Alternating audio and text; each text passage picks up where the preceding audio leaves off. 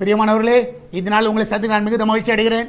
விசேஷமாய் நாளை தினத்தில் நடக்கிற ஆராதனைக்கு உங்கள் எல்லாரும் அன்புடன் அழைக்கிறேன். இந்த நாளில் கர்த்தர் நம்ம கொடுக்கிற வாக்குத்தத்தம் சங்கீதம் 102வது சங்கீதம் 13வது வசனம். Psalms 102 verse 13. தேவரீர் எழுந்தருளி சீயோனுக்கு இறங்குவீர், அதற்கு தயவு செய்யும் காலமும் அதற்காக குறித்த நேரமும் வந்தது. நான் விசுவாசிக்கிறேன், குறித்த நேரம், கர்த்தர் அப்பாயிண்டட் டைம், நான் விசுவாசிக்கிறேன் இந்த நாளில் உங்களுக்கு வந்திருக்கிறது. இந்த நாளில் அவர் என்ன காரியங்களை செய்யணும்னு நினைச்சாரோ இது சரியான நேரம். கர்த்தர் அதை உங்கள் வாழ்க்கையில் காண செய்வார். நீ யோசிக்கவே வேண்டாம். இந்த நாள் அந்த காரியத்தை கர்த்தர் நடத்தி முடிப்பார். சரியான டைம்ல கர்த்தர் முடிக்கிற தேவனாய் இருக்கிறார். குறித்த நேரத்தில் உங்கள் வாழ்க்கையில் எல்லா நன்மைகளை கர்த்தர் செய்வார். அது இந்த நாளாக இருப்பதாக நம்ம எல்லாரும் ஜெபிக்கலாமா?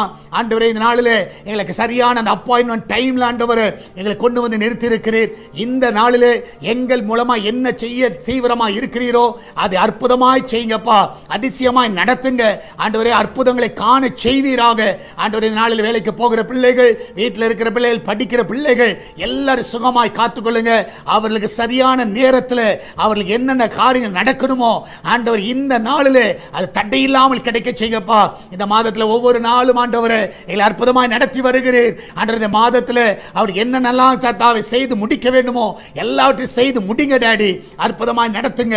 விசேஷமாய் கர்த்தாவே எல்லா கடன் பிரச்சனையிலிருந்து விடுதலை கொடுங்கப்பா. எல்லா பலவீனத்திலிருந்து விடுதலை கொடுங்க. எல்லா குடி நாவிலிருந்து விடுதலை கொடுங்க. எல்லா குடும்ப சமாதான கேட்டிலிருந்து விடுதலை கொடுங்க. எல்லா நஷ்டங்களிலிருந்து விடுதலை கொடுங்கப்பா ஆண்டவரே. நல்ல வேலையை கொடுத்து ஆசீர்வதிங்க. அந்த பிள்ளைகளை உயர்த்துங்க டாடி. சுக பிரசவத்தை காண செய்வீராக. வெளிநாடு செல்ல இருக்கிற தடைகள் முற்றிலுமாய் விலகி போகட்டும். அந்த நாளிலே அவர்களை சுகமாய் தங்க பண்ணுங்கப்பா. சமாதானமாய் இருக்க உதவி செய்யுங்கப்பா. நீரே அந்த பிள்ளைகளை ஆசீர்வதிங்க.